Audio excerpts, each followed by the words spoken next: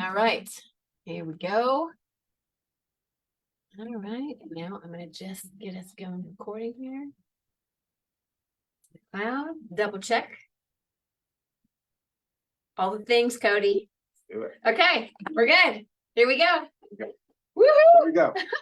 First of all, happy 2024. Yes. It's yes. exciting. It's a new year. It's a new year. Go. It's a new year. So welcome. I'm so excited to have a very special guest today to kick off a brand new year. I'm ready for a new year. How about you? Oh, so ready. Let's go. So ready. And actually today's a big day. It's a huge day. It's a huge day. What's happening today? I'm coming home. Woo! Yes, I'm coming home. Let's talk about that. Yeah. We're gonna talk about that today. Yeah. So been around the block doing some stuff. But it started with Keller Williams, and it just makes sense to, bring it back in and come back home. Yeah. I'm excited. I know, I'm excited. Yeah. So we're starting the year with a big announcement that Cody Wickham is back I'm back. at KW. Yeah. And honey, when you came into KW, you started as a totally different position. We'll talk more about that, but you started more in the KWI, Keller Williams International, as an employee kind of thing, worked with a very powerful person in our company. And then you kind of the way you got into real estate after that's really interesting. Mm-hmm. But now you're kind of a big deal. And so I'm really proud of you. Okay. I'm really proud of you. Thank you. Yeah. Thank you. Over 20 million in production, solo agent who's now partnered. You partner now with Lucido Global. Yes. Yep. And the Northwest Market Center. Yes. And we're gonna do big things. I'm so excited.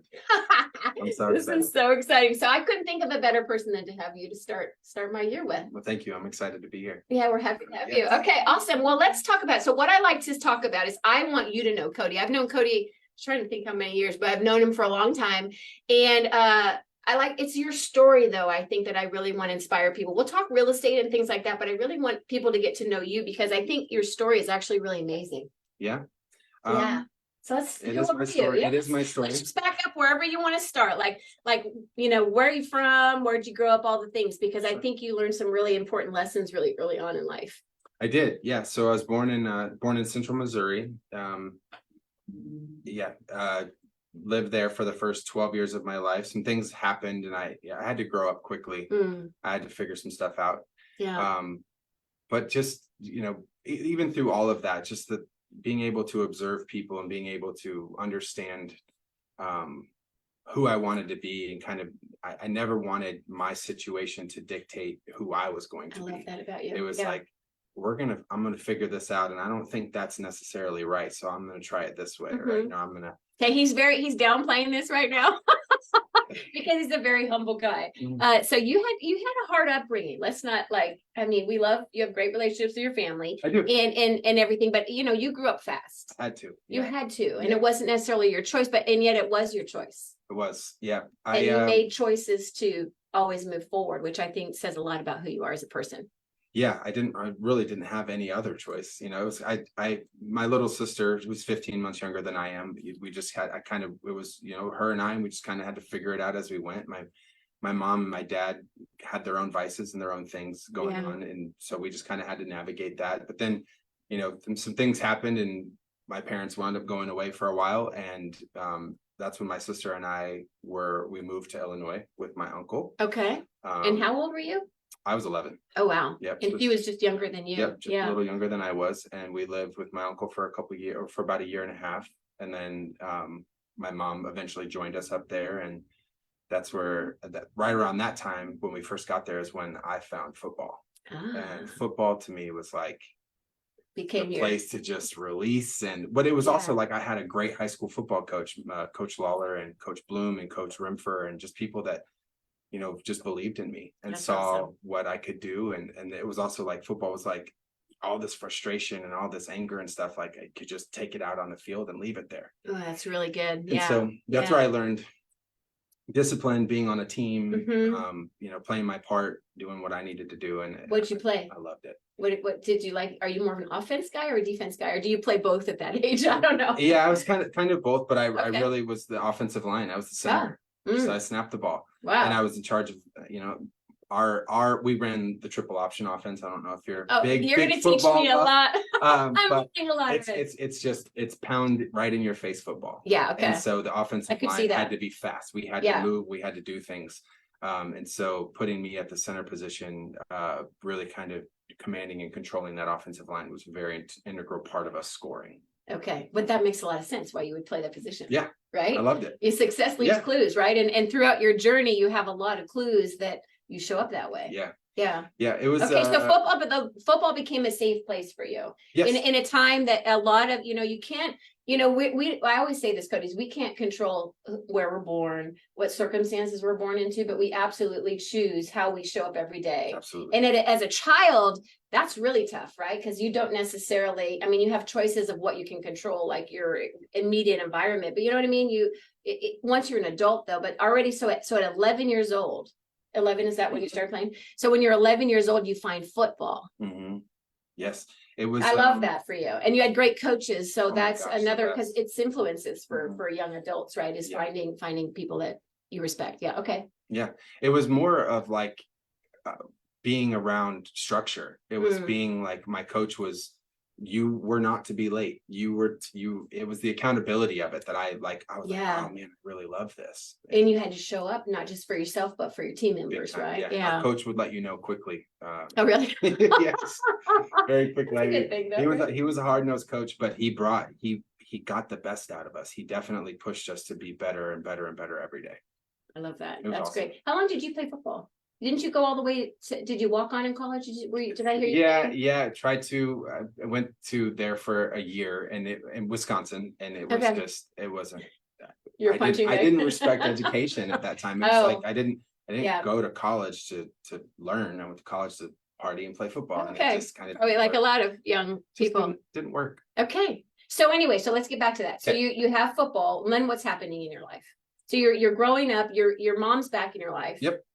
Are you still with your uncle, or are you now? Yes, we live like all together. Yeah, so then we eventually got me and my sister and my mom got our own place, and life was cool, man. We had so much, we had fun, and you're really close with them, aren't you? My mom found recovery. That's wonderful. She's still a huge part in that now, and she's doing amazing. I just got back from Chicago yesterday, but isn't it neat to see your parent go through that? Like what it is, what a gift that was for her, and also for you to see her go through that and come back into your life, and the impact that she's having now. She goes back and she serves in the jail ministry with incarcerated women, and talks to them and tries to get them to find AA and God, and that's awesome. She's making some moves. That's beautiful. Yeah, that's beautiful. Really well. Okay, so that's, I love that for you. So she comes back in your life, and things are going well. So then what happened after high school? I was real close to being a Marine. Okay. What was it about being a Marine that I wanted to just see the world again? I wanted the structure. I wanted to become financially independent. I wanted to just see the world. I wanted to get out of small town America as quick as I could. Yeah. Was pretty small town where you were? Oh yeah. Yeah. Like my graduating class was like 120 people. Oh wow. Yeah. It was very small. Yeah. Okay. So I just felt like a calling. I remember the night we invaded Iraq, the night when everything started going down in Baghdad. I remember I was at my neighbor's house sitting on the couch, and I remember thinking to myself, like, I'm gonna be there one day. I felt it. I just knew it. So tried the whole college thing for a year. Was really hungover, walking to class one morning at 8 a.m. And I was like, somebody was cross country skiing next to me, and I was like, why am I here? It's too cold for this. So left out of there, came back home for a minute. My mom at that time, so she owns a tree company. Went down, we worked the hurricanes in Baton Rouge and then back into Houston. They took me to Dallas. I flew back to Chicago. My mom went to Colorado, and at that time it was the one time in my life where I really felt like I didn't really have a lot of direction. I was like, what? Yeah, because here you are into adult, you're like 18, 19 years old kind of thing. Yeah, it's 19. It's just turned 19. I was like, I'm not real sure where I'm supposed to go or what I'm supposed to do. And now we're lost. Army ad popped up. Okay. Entered in my information. 7 minutes later, I got a phone call from a recruiter. Went there. About 17 days later, I was in basic training at Fort Sill, Oklahoma. Oh my gosh. Boom, boom, boom. Okay. Did it feel right to you though at the time? Yes, absolutely. Feel like you'd found your purpose. Yeah, I was like, it's time. Yeah, it was just time to go. And I knew I've always bet on myself. I've always,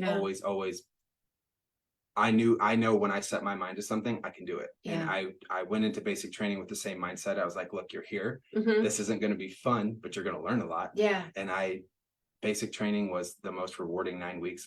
I mean, it was just from the people that were with me, leading the platoon, being the honor graduate, just so many things I loved about it. It kind of reminds me of how you fell in love with football. Same. Yeah, Same kind of thing, concept. right? Like Yes. like being I part love of being a something. part of a team. Okay. I really do. I love when Hmm. everybody's playing their part. Everybody's doing what they're supposed to do. Just watching different minds and different personalities mesh together for a common goal and go get it. Yeah. I love it. That's pretty cool, right? I love it. That's pretty cool. Okay, so talk about that. Let's talk about that because you were telling. I was reading the press release that's coming out today. We're so excited.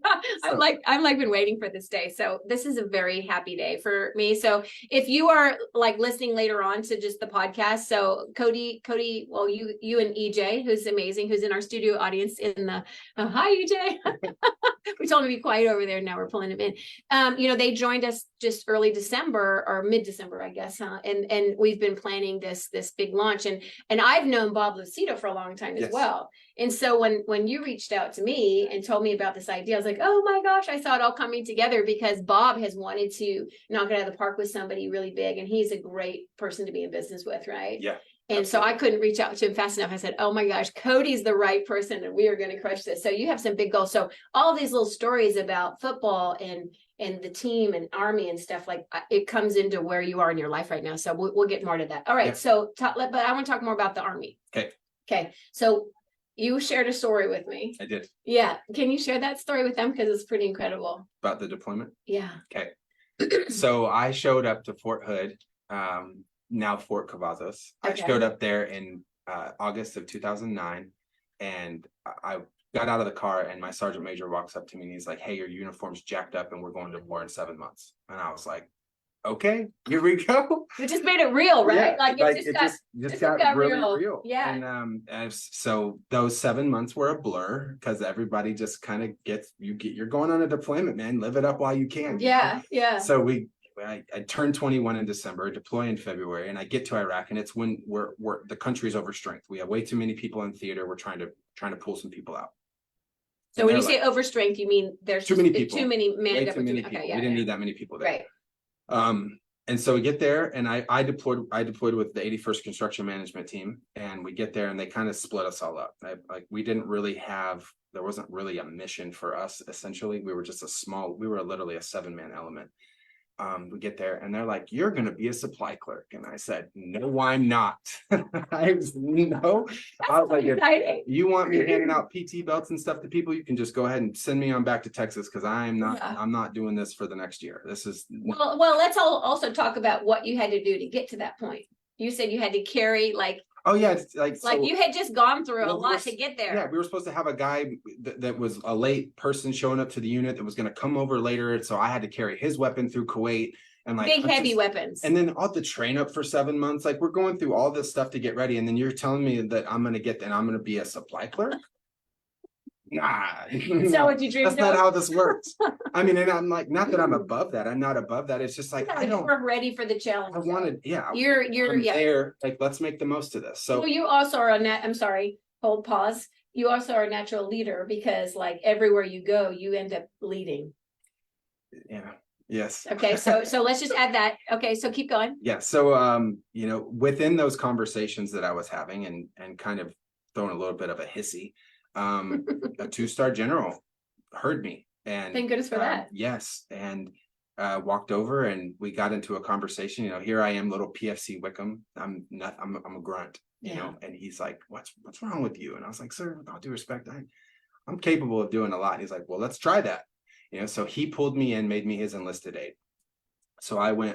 For those of you who have no idea what he just said, I feel your pain, because I had to have Cody translate what that means to me as well. So you just basically jumped from a different position to a different position. I did. So I became pretty fast. So I basically was his support staff. I was the enlisted support guy for he was the theater engineer at that time. Wow. Huge responsibility. I mean, you talk about it at a time where we're transitioning from Iraqi freedom into Operation New Dawn. We're trying to give the Iraqi government all of the assets that they need to control their country, to take back control of their country. Yeah. And so it was it's just a very pivotal time. And that, leading into where we're at, that was the first time I ever saw like amazing, like legitimate male role model being played out in front of me. Didn't matter what was going on in that country. Stuff was happening all the time. At a certain point every day, he left and he went to his or his house, and he Skyped with his wife. It didn't matter what was going on. That was his one thing. Yeah. That was his thing that kept him moving. And I was just like, and then like most general officers didn't go to the dining facility to eat. They had food brought to them. Yeah. Not General Cox. He walked to the DFAC every night. He was in there high-fiving younger enlisted soldiers for getting promoted. He took care of people the right way. He modeled out a behavior that I had never seen before. And I was like, okay. Yeah. Okay. How'd that feel? Like to see that in action. It was, to me, it was like, it was foreign. I was like, yeah. What? Like, I didn't, I just had never seen it before. But I loved it. And it set me on a course of where like, okay, I want to try and emulate that. I want to be somebody that leads and takes care of people. And, I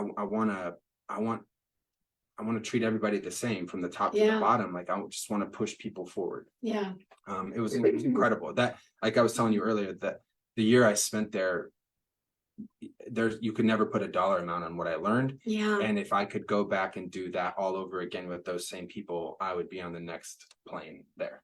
Sounds like a really, excuse me, sounds like a really big growth year for you, like with a lot of life lessons. I just turned 21 and I didn't have a plan. I was just I wasn't in school at that time. I was just doing my thing. Yeah. And then the more and more I saw the consistency of him and where education had taken him and his leadership had taken him and just the things that he got to do because of who he was, I was like, okay, time to go, dude. So I immediately got in school.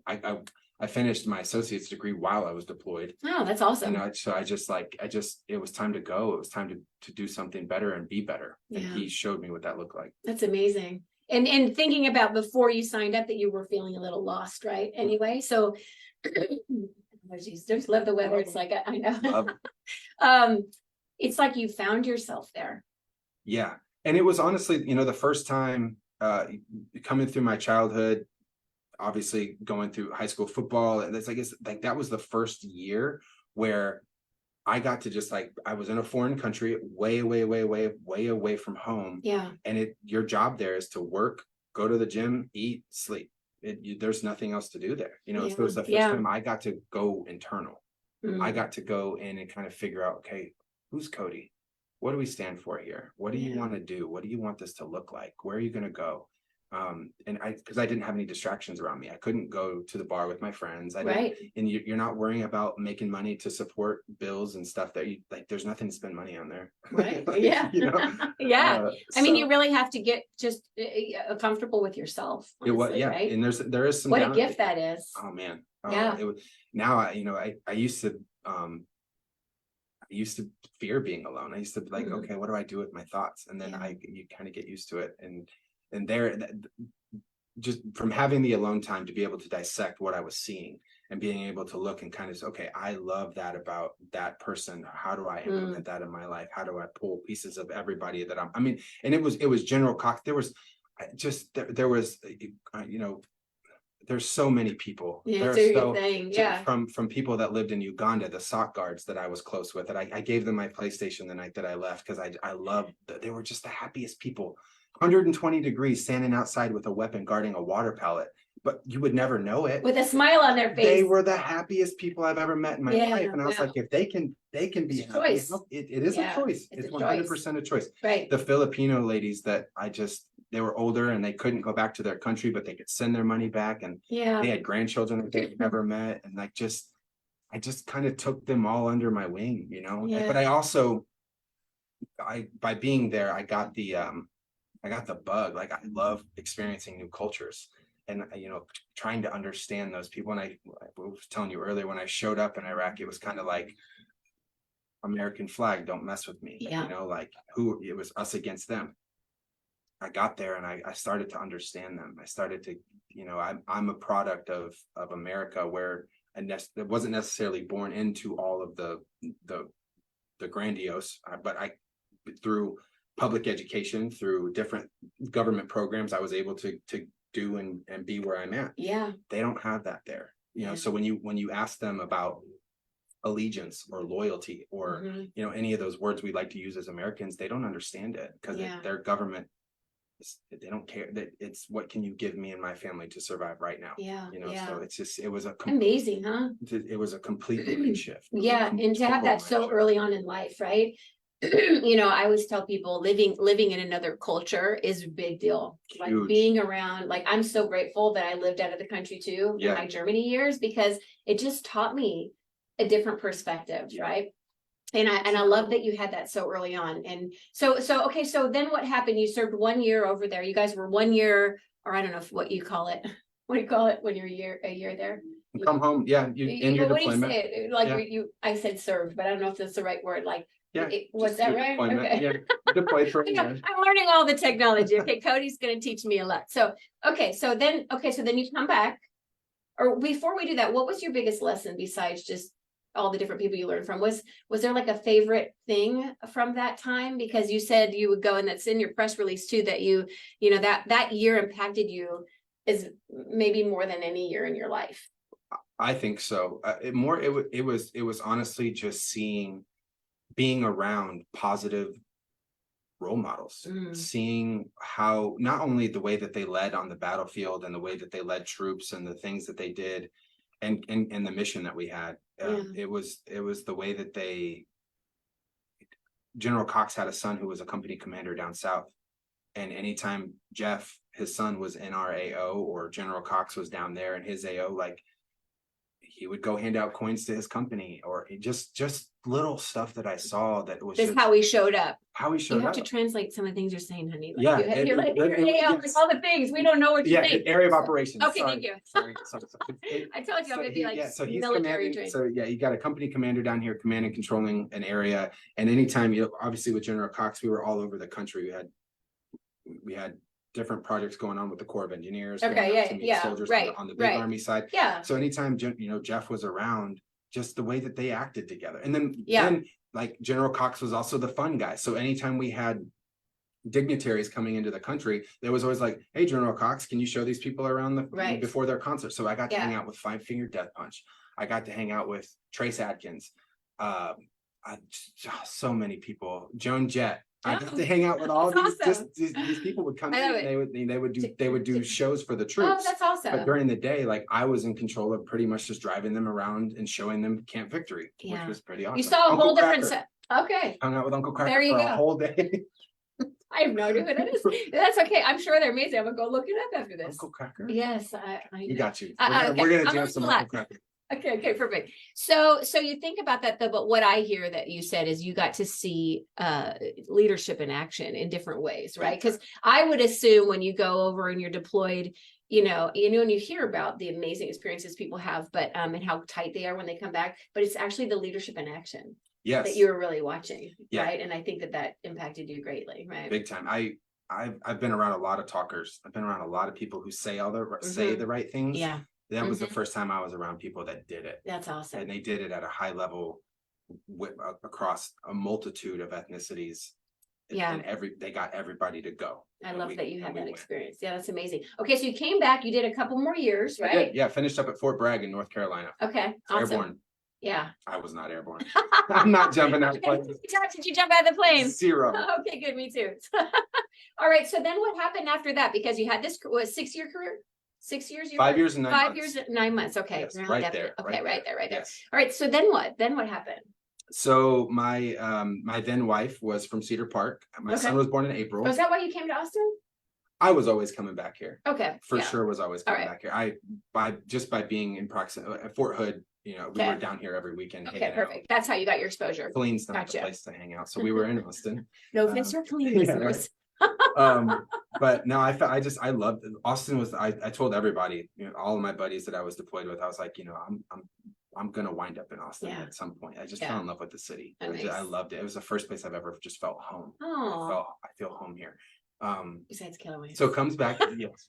So come back here in 2014. It's already been 10 years. Golly. Crazy. Okay, 2014. 2014. Okay. And I'm working with this guy, and we're literally installing cable for AT&T. Okay. In 120-degree attics. Wow. Full of fiberglass insulation, and I'm a sweater, Melanie. Like I sweat a lot. Yeah. a lot. Yeah. And it was, That must have been fun. man, we had fun. We had a lot of fun. Not the sweating with fiberglass. It was horrible. Yeah. I was like, I've been deployed and this is terrible. I hated it. Yeah. I absolutely hated it. So I'm just pumping out my resume to anybody that will look at me. Anybody who will just take a flyer on little Cody Wickham. Please, Lord, get me out of these attics. So I get a call from But you KWI. pushed EJ out of it. I did. He was my first friend. We were in our Yeah. training class. Okay. We immediately Who's were now like, your buyer agent, who's amazing. love this dude. Like He's a good dude. he's a good dude.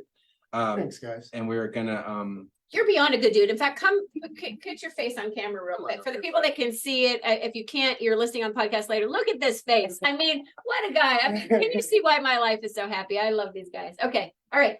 Keep going. So yeah, we immediately knew we were going to be friends, and I'm pumping up my resume to anybody that will look at me. And I remember I started the recruit select process for it to be the executive assistant for the president of Keller Williams at that time. And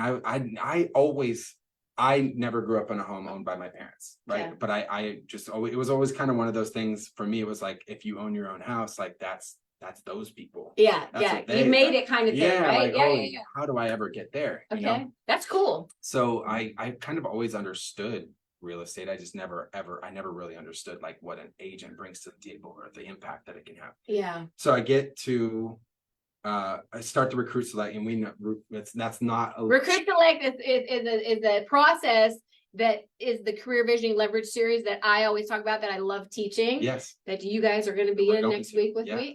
Okay. So anyway, but it's a very long hiring system. Yeah. I started the process in September. I didn't start until March. So it's like that sounds about right. Interview process. And luckily I had a manager that was very nice. I just straight up told him, I was like, Maury, I hate this job. So like when I need to go, I just need to go. Don't ask questions. Yeah. Like I'll be here when you need me, but when I need to go, I need to go. Yeah. So I'll never forget it. I was on a job out in Spicewood, and it was a day like today. It's cold and rainy outside, and I had to run a double bonded pair from a cross box for like 150 yards. And and that's when I had gotten the official letter from KWI, like the official offer letter. I can't believe it took and that I long. called him and I was like, I'm not finishing this job. Take me off the pad. I'm coming in. I'm done. Yeah. So you have to go now. And was EJ on the job with you too? No, he was we got put at different garages once we got out of. All right, you wouldn't have left him, I know, because otherwise, you would. No, but it was miserable. That job was horrible. Yeah, he started laughing where he was like, I get it, bro. Come on in. But it took that long. I can't believe it. Wow. A long time. It's not always that long. So don't think that it's like a 6-month process always. Keller Williams International, of course, anybody that's going to get close to the president is going to be a long, lengthy process. It was a good one. Yeah. But which you need to do, right? Yeah. And so that's where we met. I get in there and I meet him and I'm like, oh, like this dude is brilliant. Yeah. Like the things that were if you're thinking about it from Gary Keller vernacular, I learned real estate from the bottom up, right? Because the agent is number one, right? And then we're working all the way down to KWI, right? Yes. Because that's the most important. Right. So I learned it from a market center level. Like he was the president of growth, and then became the president or the vice president of growth, and became the president of the entire company. And so his thing was more agents, more profitability, more everything. Yeah, like I worked like he would be in my world, like my leader, right? For Keller Williams, that we were on the growth calls and stuff like that. So that's the president really speaks a lot to the team leaders in the field, right? Yeah. Yeah. So that's where this all happened. That's where I met you. That's where I came across powerhouses. Just I can't even name them all. Just so many people that are just what a great experience to get. Yeah, and I'll never forget. I had never been to California before. Okay. We go out there for recharge. And I'm sitting in Huntington Beach, California at the Ritz. I'm like, a little different. Yeah. We ain't Kansas no more, Toto. That's like this is real life. Yeah. We're sitting out there and I'm around all these people. And I that's the first time I ever really kind of like saw obviously I saw the Keller Williams international side of it. Right. But that's the first time I ever like was around agents and started talking to agents and seeing the lifestyle that they live in. I'm like, wait, you don't have a boss? Wait a minute. Like you write your own checks basically by how hard you work. Yeah, and and it was like I was like, okay, yeah, all right. Is that kind of what like got you a little excited to be on this side of the world? That trip to recharge. All right. Yeah, that trip to recharge was like, okay, I want to make an impact. Okay. I want to be in front of people. I want to help. Is that the one where we were in Northern California? No, that was the recharge in Huntington Beach. In Huntington Beach. I don't think I was at that one then. 20, it would have been what, like recharges in spring, or maybe it was Masterminds. It was probably Masterminds. Whatever. It didn't matter. Spring It was in Huntington. Yeah, okay, yeah. One of them. There was a recharge. Recharge was usually in fall. Recharge was in Boston. That's where I was in Boston. Yeah. There we go. Okay. That was a good one. That was a good one. That was a good one. But just I don't know. But you got exposed to a lot of, because it's a different world. I mean, when you've not been in the agent world, it's a very different world. Like I had no idea, you know, I was in film before I did real estate. I had no idea how big it can be. So when you start getting exposed to all these people and hearing the kind of lives they're having and businesses they're building, I'm sure it was like stimulating. It was incredible. It was incredible. And then like, so seeing that side of it and being around the top producers and the regional operation, the regional OPs and all those, all those just heavy hitters. And then, but then just at KWI too, like, being around Holly Priestner and Leslie Vandergans and Annie Switt and all the just absolute quality people, amazing people that I was like, you're so productive. Like you make stuff happen. Yeah. It was incredible. And so I knew that it was time to jump out there. And so I left KWI. I didn't immediately go into production. No, I knew. No, you didn't, which I want to point out because this is the really, sorry, Melanie narrating your life here. You came in differently, you know, and I want to point that out because a lot of people feel like, man, they have to go right into sales and, or what. You didn't, you did it in a different direction. I did. So back to you, Cody. I didn't want to jump right out there. I didn't want to put the cart before the horse. I wanted to learn it. Like I knew the ins and outs of an agent and what they do and how they show up in their community, but I didn't know how to write a contract. I didn't know the leverage pieces in a negotiation, or I didn't know any of that stuff. And so there's a lot to learn. I mean, people don't realize it. There is a lot to learn. Yeah, there's a ton. And it's a litigious business too. It is. You gotta be careful. Yeah. I didn't really come from Keller International that deals with all the lawsuits. So I did. Yeah, exactly. Daryl King, I saw a lot across your table. Yeah, I saw Daryl King stressing out a lot about some stuff. So but I wanted to go and figure it out, and I wanted to learn it from the bottom up. And so I went out and I had the amazing opportunity to work with Jamie Novak and Gina Ront and Susan Arant for a year as Gina Ront's listing coordinator. Nice. Amazing. I learned a lot of it. They're amazing. So much there. He's a listing. Go listen to his episode if you haven't listened to it. Gene's the man. Yeah. I learned a ton from him. Learned a whole lot from him, and then had an opportunity to go with another team from the Northwest Market Center. Work as the COO on that team for about a year and a half, and then COVID hit, and it was like sink or swim, bro. Yeah, either you're gonna do it or you're not. Well, and the team left that you were on. We did. We transitioned them to Compass, which was another experience, and learned a lot on that whole side of it. Yeah, but I felt like when COVID hit, it was like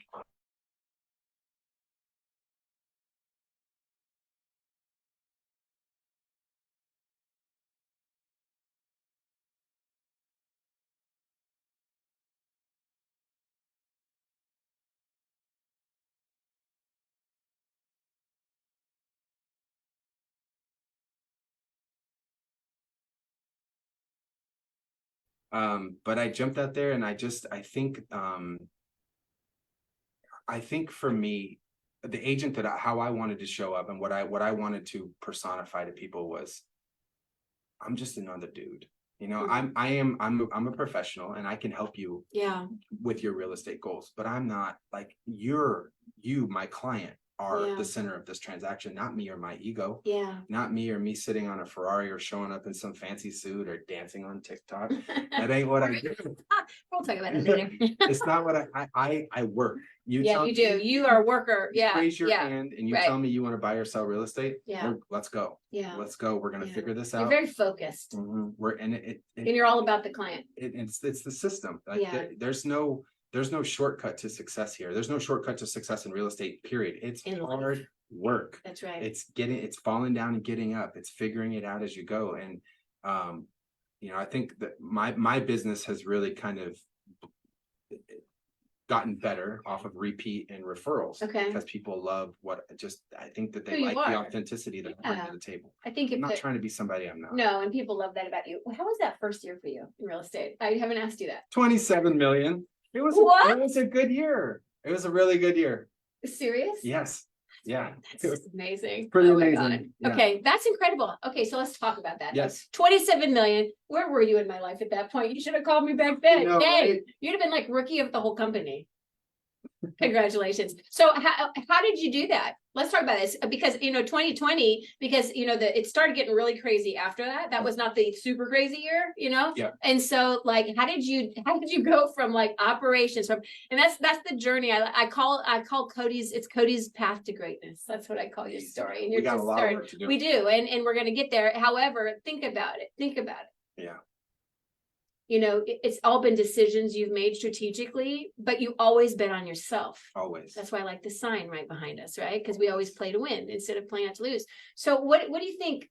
How did you do that in year one? Because there's a lot of people that always look for reasons why they can't be successful. And for you, that's just not in your head. Yeah. It's on your mindset. You don't allow that in your space, no matter if it's cable, army, whatever you're doing. Yeah. You're I've definitely always not listened gonna to be a supply guy. Yeah, no, everything I've ever Never done, else I've are you always, gonna thank you. I might have to leave.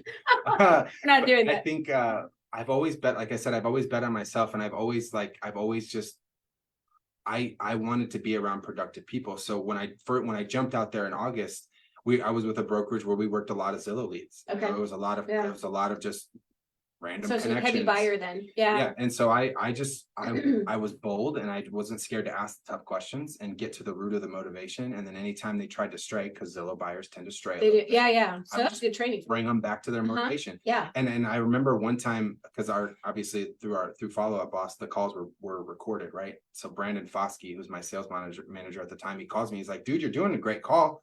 Ask him for the business, close it. And I was like, all right. So then I just started saying, like, you're going to allow me to represent you. Can we go see this house today? And like, most people didn't say no. So we just went. And it was, and then the market was like, took off. And it was like, it got to the point where I was like, listen, we don't have time to go see that house. We got to write an offer right now. Or it's going to be gone. Exactly. Right. Exactly. Exactly. Okay. Yeah. It was just. So you went fast and furious, and then also the timing of the market then played really nicely after that with you, but you already had that skill and focus because you've been on the operations side ahead of time. That's why I just want to say, like, for people that are in the operations side that may be feeling like, can I do that? Yeah, because learn everything you can. It's those skills will help you on the other side, because absolutely. the conversations you can have with your clients now is very different. I mean, now you have the experience too on the sales side, but you know what I mean? Yeah. It gave you a different kind of just knowledge base, right? Yeah. You understand it, and confidence. Your confidence precedes you. People can feel that. Yeah, I always tell newer agents, I'll look at him. I actually did this to Ben the other day, and I looked at him and I said, do you believe that you're a good real estate agent? Like, do you believe it? Because if you don't believe it, you're not going to be able to show that. People hear hesitations in your voice, or they see you getting stumped on stuff. Like, you got to know what you're doing, and you got to go in with some confidence. And sometimes maybe you don't even really know what you're doing, but you gotta pretend you do. Exactly. You gotta roll with it. Right. Like, well, yeah, that's amazing. So, okay, so then, but you've been a solo agent, right? Since you went solo, and then you brought EJ in the world. Yep. This was just about 6 months ago, or when was that? Or just a few months ago, right? We talked about it. We've talked about getting him in this world for a long time. Okay. And some stuff had lined up, and it just so happened that it was the perfect time to do it. It's kind of weird how it all came together. It was like, it's beautiful. Started talking to Lucido, and then we should talk to Melanie Kennemann, and I was like, I love Melanie Kennemann. Yeah. And then he was almost done with schooling, and it was like, here we go. Yeah. Let's I go. love it. Okay, so let's talk about that transition. So here you are. So I love that 27 million. I can't get over that. That's so cool. Okay, so you did over 20 million last year, which was a lot of people went backwards, and I think it's phenomenal. I know you don't think it's anything. I think it's impressive. And but you were looking for more. You were looking for like more leverage and things like that. What made you say yes to partnering with Lucido Global? Leverage, leverage. I think that, and it was Lucido, yes, but it was also coming back into Keller Williams. I've been with other brokerages, and nothing against them, but when you buy into the idea of Keller Williams, you buy into a mindset. You're buying into productive people doing the right thing over and doing it the right way. There's no secret. There's no mysticism in real estate. It is pounding the pavement, picking up the phone, staying in touch with your database, and there's, and then it's also like the mindset of getting yourself in the right head frame to be able to do that day in and day out. Yeah. And no one talks about that like Keller Williams. No Yeah. one trains on that. Like, and I, even when I was with other brokerages, if I had a brand new agent approach me, I was like, you need to get into Ignite, and then you need to get into Bold. Yeah. All the KW stuff. It's the number one training company in the world For a reason. And it might seem like a lot of hoopla sometimes, and I know a lot of people talk about the Kool-Aid, but like, it works. It's pretty good It Kool-Aid. actually works. Like do it. Yeah. Do it, and then It only works if you do, though. Right. It only works if you do. And so people, I tell people, I say, if you fail at Keller Williams, it's on you. And I say, and if you've told us, like, if you told us, you gave us the opportunity, we've connected you or whatever, then that's on us. But if you don't do the work, wherever you are, you're with yourself. And so if you see people moving companies all the time or whatever, and people are always looking for the reasons on the external, when all the answers are already inside of you, right? And so when you really focus and go internal and surround yourself with like-minded people, and I love having you guys here. You know how I feel about that. Like, I love having you here because you get it at such a high level, right? And you want to be around like-minded people, right? Because that just sets you up for big things. So what are you most excited about in 2024? I'm most excited about being able to take care of more people better. I want this, again, goes back to the leverage piece of it, being able to rely on the systems and models. I mean, Bob Lucido is a big name. Yeah. If you guys don't know him, look him up. Yeah, he's huge on the East Coast, runs an amazing operation out of Maryland. One of the top in the country. He's amazing. Yeah, amazing. And so being a lot able of luxury. To take that and kind of pick and pull the pieces of his organization that I want to represent in Austin. Yeah. And I just want to go further, faster. My passion in this industry, I'm not motivated by money. That's not my thing. Yeah. I love watching the light come on in veterans and in single parents that are people that maybe have not had the easiest path. When the light comes on, like, I own this home and you can't take it. I mean, pay your mortgage, but like, if you don't pay, but I don't have to move in a year because my landlord decides to up the rent. That's right. I'm going to start building a base for financial security for not just myself, but my family in the future. Right. When you see that light comes on, or you're able to hand them those keys at the closing table, that's magic. Like, that's the purest form of magic that I have found. And I love it. Yeah, that's so what motivates me, and I want to be able to do that at a higher level. That's amazing. You were sharing with me like the veterans, right? That vets, I guess, if you've had a certain amount of years that you've been in the Army or whatever military branch that they've been in, that there's so many benefits to them. So many. And they don't know about it. And like you were sharing with me about like property taxes. I mean, think about property taxes. We love our city. We love Austin. You do love Austin. We love Austin. It's a beautiful city. A lot of people love Austin, but a lot of people, the word out there is it's too expensive because property taxes kind of pay all the bills here, right? Like our homeowners do carry a lot of the tax burden in Austin, Texas. I mean, trust me, I know with my rentals yes. Anyway, long story short, you were telling me there's huge advantages, and just people may not know that. And it's a difference of being able to buy or not, right? For them. Well, if you start, you just the VA loan in general is such a powerful tool. 0% down. I mean, you can go buy a home for 0% down. Amazing. But then, there are different levels of disability once you get out of the military, whatever the VA rates you at. If you're 100% disabled in the state of Texas, you don't pay property taxes. Huge. Zero. Huge. And there's no limit. Like, you can own a $5 million house, you're not paying taxes on it. And if you don't know that, like a lot of the property, like for my rentals, even my rentals in Lake Point were like $15,000, $16,000 a year just in taxes. And that changed the whole. I remember because when the new assessments came out, remember, like everybody was in an uproar. Literally, my payments went up on both of my rentals in Lake Point, $800 a month each. So it turned it from cash flowing properties to now deficit properties. And you would never have that issue if you had that kind of situation. Yeah, it's only on your primary. So, but it's still, it changes. So you would, but not for where you live. Just changes it though. I mean, like big deal. I bought a condo for $330,000 in April of 2020. Refinanced it in October of 2021. So what is that? 17 months. And it went from the assessed value went from 330 to 563. in 17, that's life changing for me. Yeah. That changed my entire life. Oh yeah. You know, that I think that's my Yeah. son's college Mhm. that just got paid for by a Amazing, house. You know right? what I mean? Like it's Real estate. it's insane. What I can do. Absolutely. And I think And you get to that's, help people. yes, and I get to meet some cool people, man. Yeah. Like I've met some, and my people, I love on my people. They Yeah. become my people. Like we're Yeah. going out on the boat, we're going to dinners, we're hanging out. Yeah. I'm gonna introduce you to the city. I'm gonna show you all the fun stuff here. Yeah. You know, it's not just you're not a transaction to me. Yeah. It's this is a relationship, and Mhm. I'm gonna help everybody. You know, Yeah. And you also had a program about like the Heroes program. the Heroes You want to talk program. about that? Yes. So we are coming into 2024. We're gonna give a considerable say number. portion back Okay. Yeah. of the commission that we make to the heroes, just to Yeah. incentivize them more. They're like, I'm What are heroes to you? first responders, veterans, nurses, teachers, anybody out there fighting the good fight. Yeah. Anybody, police. Yeah. Call Yeah, Cody. those people. Yeah. And I love that. And I love that you get reward them through them. Okay. So the question I always ask all my Let's guests go. with the background we have to ask is would not be an episode is what does playing to win look like to Cody Wickham? I think playing to win for me is it's not necessarily a volume number. It's not even necessarily a units number. I want everybody that I come into contact to be like, he added value. He brought everything he could. He brought his passion. He brought his tenacity.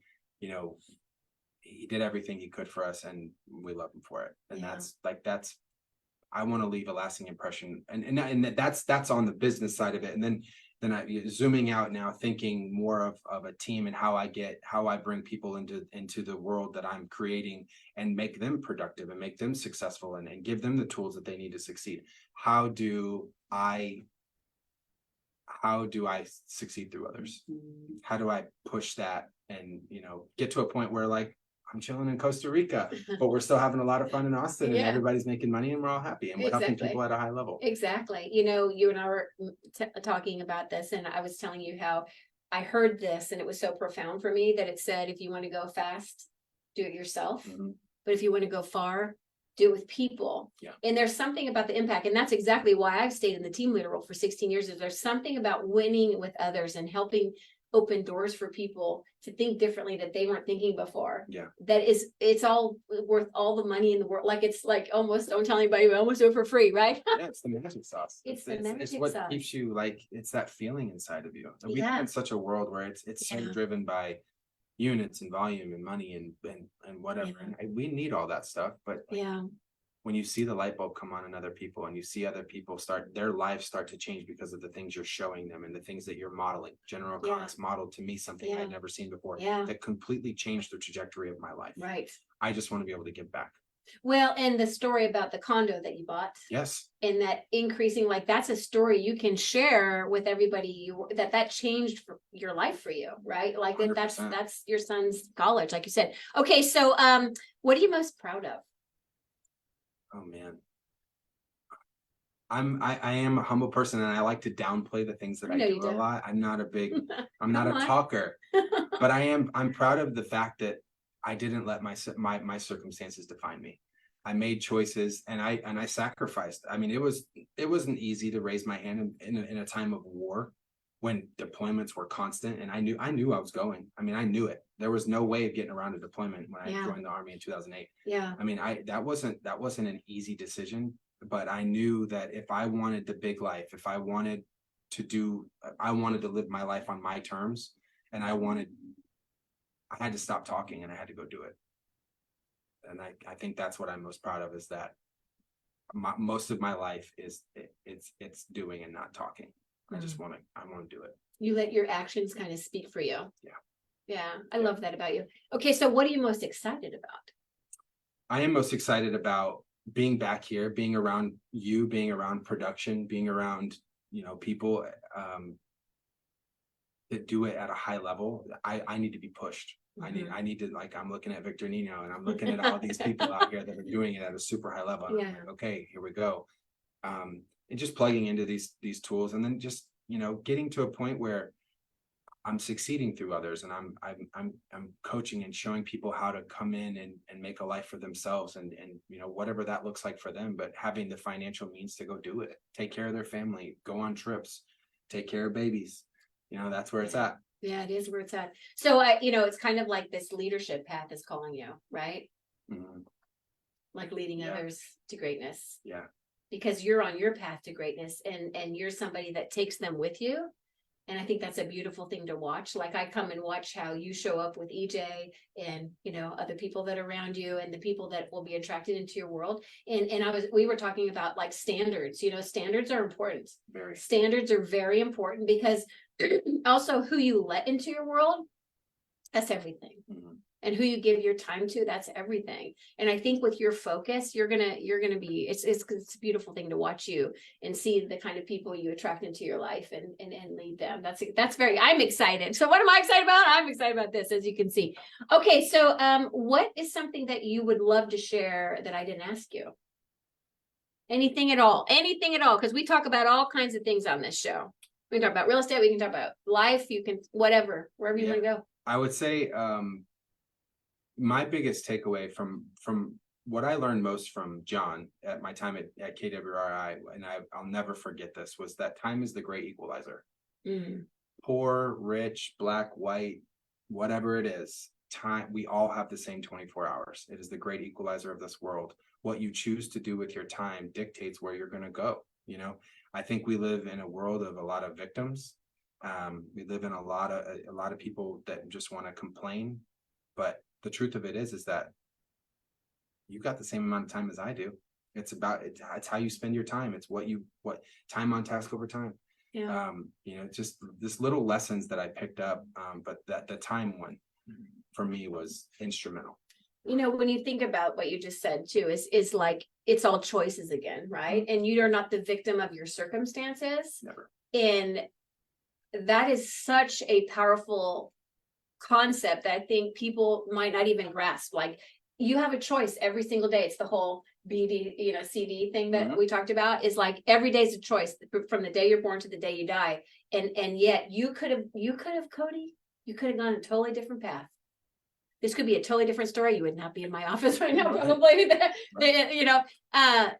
And yet you're here, and I couldn't wait to interview you. And I love having you in our life. Like, I love having you here because I love seeing who you've become. Because I don't know what year that was when I met you, but I've watched you kind of grow into yourself, and you're just at the beginnings of that. It's beautiful because you don't let that define you. You're defining you. Mm-hmm. You're defining you. And like you said, you let your actions speak for you more than your words. I mean, isn't that awesome? I mean, no wonder. EJ, how do you like working with Cody? It's been great so far. Now they know each other at a different level. Yeah. But that's incredible. And I just want to applaud you for that, because I think a lot of people, it's COVID. Are we still talking about that? But it's whatever reason mm-hmm. to not be successful. Yeah. And I always tell people, listen, if you don't like it, if you don't like where you're at, if you don't like your life, change it. We all have stuff happening to us. We all have things that we have regrets, and we would go back and change things. All of us have that. But you can change them now. Atomic Habits is a perfect book for people to read that are stuck. I mean, like, you don't have to have it all. I jumped into real estate in August of 2020 when the world was literally burning down. Nobody knew what even tomorrow looked like. That's right. I didn't have a plan. Yeah. I bet on myself. I went in and I just did it. Like I picked up the phone. I talked to people. I asked the tough questions. I got to the root of the motivation, and then I led. You told me you raised your hand to buy or sell a property. Like, that's what we're going to do. That's why I'm here. You don't always have to have everything mapped out. It doesn't have to be perfect. And I, just like Gary says, like, fail fast and fail forward. Do it. Jump in, take a risk, swing the bat. Even if you miss it, man, swing again. Yeah. Just keep going. I see so much, paralysis analysis out there. People that are just like, if I don't have everything mapped out, or my social media doesn't look perfect, I don't know where to go. And who cares about that? Take today for what today is. Make your 40 calls that you need to make. Talk to some people. Get your name out there. Post a couple times on social media. Go hang out with your kid. Wake up tomorrow and do it again. Do it again and do it again and do it again and do it again and do it again. And starts to pay off. That's so Starts to awesome. work. And you're